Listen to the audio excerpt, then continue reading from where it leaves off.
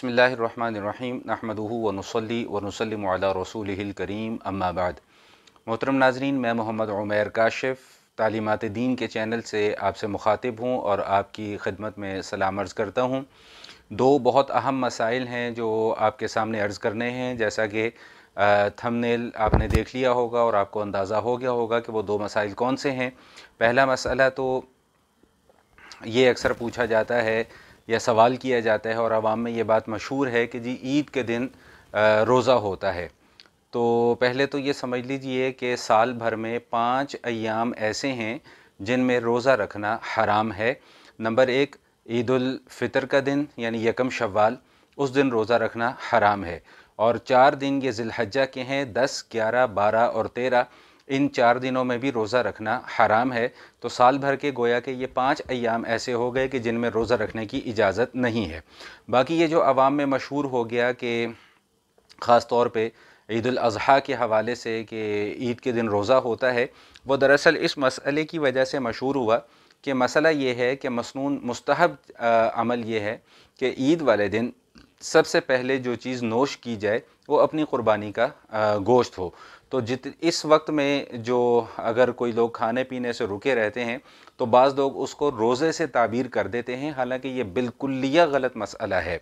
उसको रोज़ा कहना ही जायज़ नहीं है। वो एक मुस्तहब अमल है, अगर कोई उसके ऊपर अमल कर लेता है तो ठीक है, अगर कोई अमल नहीं कर पाता तो उसके अंदर कोई गुनाह वाली बात नहीं है। जैसा कि आजकल के हालात हैं, मैं पहले भी इस मौजू के ऊपर एक क्लिप बना चुका हूँ, वहाँ भी मैंने ये बात अर्ज़ की थी कि फ़र्ज़ करें कि अगर किसी को कसाई ही शाम को जाकर मिलता है तो वो शाम तक कुछ खाएगा पिएगा नहीं। तो ये एक मुस्तहब अमल है, अगर कोई इसके ऊपर अमल कर लेगा तो सवाब है, अगर कोई अमल नहीं करेगा तो उस पर कोई गुनाह नहीं है। लेकिन इसको रोज़ा कहना कतन जायज़ नहीं है। ईद वाले दिन रोज़ा रखना हराम है। और दूसरा एक बहुत अहम मसला है इसके मुतालिक भी बहुत सारे सवालात पूछे जाते हैं कि क्या हम मरहूमीन की तरफ से क़ुरबानी कर सकते हैं या नहीं कर सकते हैं। तो इस ज़िमन में चंद मुख्तसरन गुजारिशात हैं, वो तवज्जो के साथ समाअत फरमा लीजिए। सबसे पहली बात यह है कि जिस शख्स पर जो साहिब निसाब हो उस पर सबसे पहले तो अपनी क़ुरबानी करना वाजिब है। अपनी क़ुरबानी करने के बाद अगर कोई साहिब हैसियत है या साहिब इस्तिताअत है और वो कोई नफली क़ुरबानी करता है और उसको ईसाल सवाब कर देता है मरहूमीन के लिए, तो ये बिल्कुल जायज़ है। हदीस में आता है कि हज़रत अली रज़ियल्लाहु ताला अन्हु 2 क़ुरबानियाँ किया करते थे। तो जब उनसे पूछा गया कि आप ये दूसरी क़ुरबानी क्यों करते हैं, तो अर्ज़ किया कि मैं रसूलुल्लाह सल्लल्लाहु ताला अलैहि व आलिहि वसल्लम की तरफ से ये क़ुरबानी करता हूँ। तो यहाँ पर ये बात समझ लीजिएगा कि एक तो ये है कि जो शख्स क़ुरबानी कर रहा है वो ख़ुद नफली क़ुरबानी करे या बड़े जानवर में कोई एक हिस्सा डाल ले या 2 हिस्से डाल ले या जितनी उसकी इस्तिताअत है, और उसको वो मरहूमीन के लिए ईसाल सवाब कर दे। ये तरीक़ाकार भी दुरुस्त है। और दूसरा तरीक़ाकार इसमें यह है कि अपने को फ़ौत शुदगान में से किसी एक मरहूम के नाम का हिस्सा डाल लिया जाए या उनके नाम का जानवर ख़रीद लिया जाए। तो यहाँ पर यह मसला ज़हन नशीन फरमा लीजिएगा कि अगर तो कोई शख्स ख़ुद से नफली क़ुरबानी करता है तो वो पूरी उम्मत मुस्लिमा के मरहूमीन को उसका इसाले सवाब कर सकता है।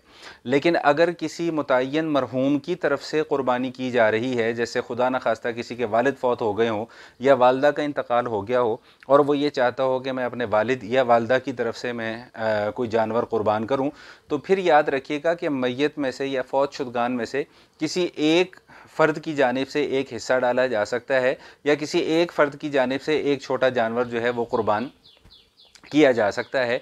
और इसमें इंशाअल्लाह जिसने इस दुनिया में ये अमल किया है उसको भी इंशाअल्लाह अजर मिलेगा, और जिसके लिए किया जा रहा है अल्लाह ताला उसको भी इंशाअल्लाह अजर से महरूम नहीं फरमाएंगे।